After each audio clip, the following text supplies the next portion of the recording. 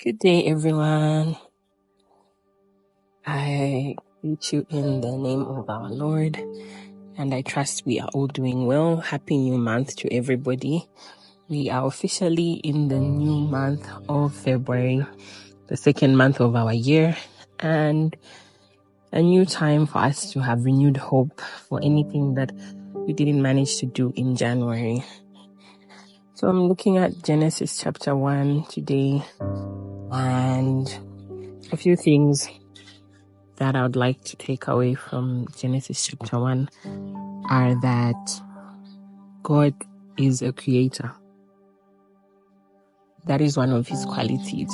He's able to create, and it's shown to us in Genesis chapter 1 that he's able to create, and therefore, even where there seems to be nothing, even where things seem to have reached a roadblock, God is able to make something out of nothing. And that is why even in situations of despair, where everyone would have given up, as we see in the Bible, even in the gospel, when Jesus is able to work miracles, and even the prophets are able to work miracles. This is because of this quality of God, him being a creator. And then he's a God of systems as well. We can see that there was order in the way that he was creating. He didn't just create haphazardly. And you can also see that in the structure and systems of what he was creating, he was able to ensure that whatever he created was sustainable and was able to multiply and be fruitful. And God is also a God of authority. So God has authority because when we read Genesis, we can see that from his word, all creation came to be. And as he spoke, everything came to be. And God is also all-knowing.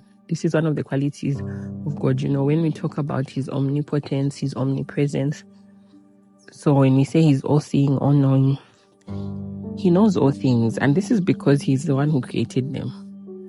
So it then makes sense now why he's the all-knowing God. And then another quality is that God has good intentions, and everything he created is good. Because after creating each and everything he created, he saw that it was good. And so this reminds us that the nature of God's creation is good. And also, God himself also knows that we cannot do everything at once. I think this is important, especially for me, because sometimes I do have that weakness where I feel that everything is an emergency and I must do it all at once. But God is reminding us in Genesis that we need to be able to plan.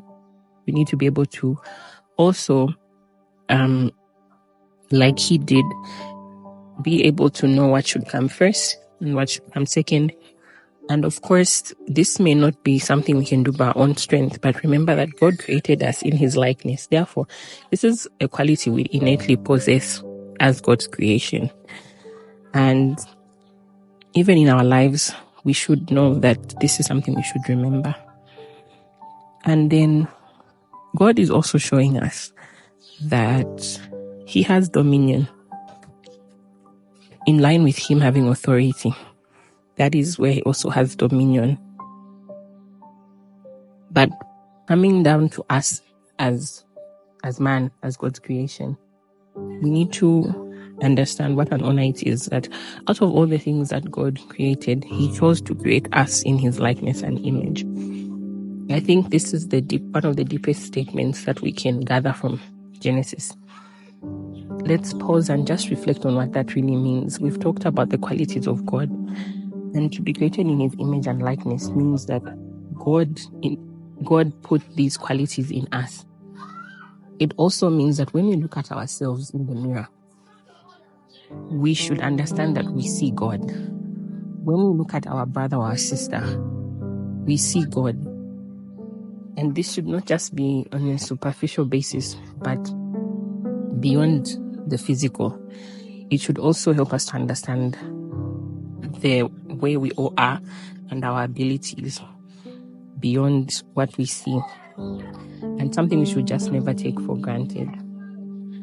And then in closing, as I wind up, I just want to emphasize that when we read the whole chapter 1, we see that man was created towards the end.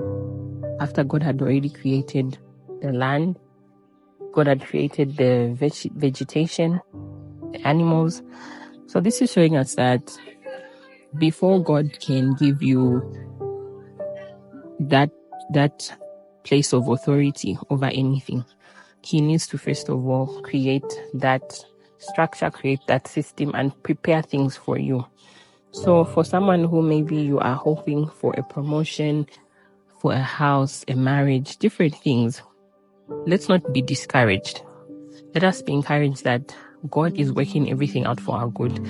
God has His plan and His structure and the order in which He does things. This is why, like Elijah, we may not see the wind, we may not see the rain, but we should trust that God is at work, putting things in place for us. And in due time, God will position us accordingly. And I hope that we are going to draw strength from this, not just for today, but for the rest of the year and the rest of our lives. Be blessed and have a beautiful, beautiful day and a lovely month.